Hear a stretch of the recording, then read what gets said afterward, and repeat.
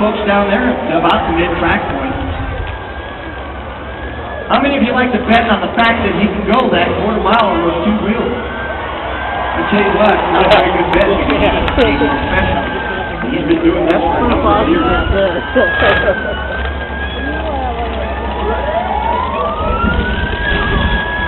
Premier show. We'll be coming back down to